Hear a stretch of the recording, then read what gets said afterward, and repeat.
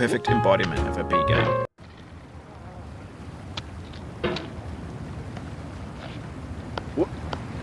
There's no feeling more intense than starting over.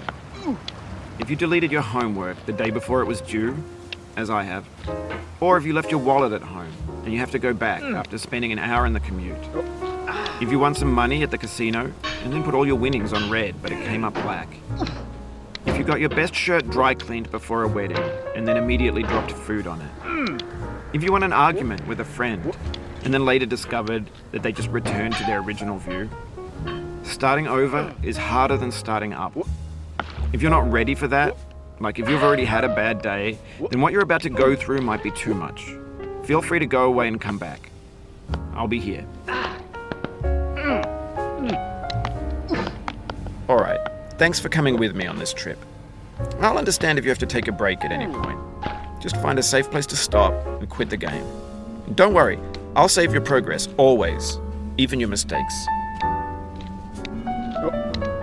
This game is a homage to a free game that came out in 2002, titled Sexy Hiking. The author of that game was Jazuo, a mysterious Czech designer who was known at the time as the father of B games. And B games are rough assemblages of found objects.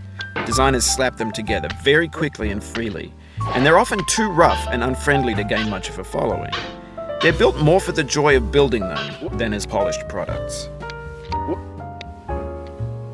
In a certain way, Sexy Hiking is the perfect embodiment of a B game. It's built almost entirely out of found and recycled parts, and it's one of the most unusual and unfriendly games of its time. In it, your task is simply to drag yourself up a mountain with a hammer. And that act of climbing, in the digital world or in real life, has certain essential properties that give the game its flavor. No amount of forward progress is guaranteed. Some cliffs are too sheer or too slippery. And the player is constantly, unremittingly in danger of falling and losing everything. Anyway, when you start Sexy Hiking, you're standing next to this dead tree that blocks the way to the entire rest of the game. It might take you an hour to get over that tree, and a lot of people never got past it.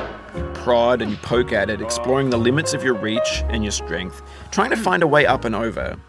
And there's a sense of truth in that lack of compromise.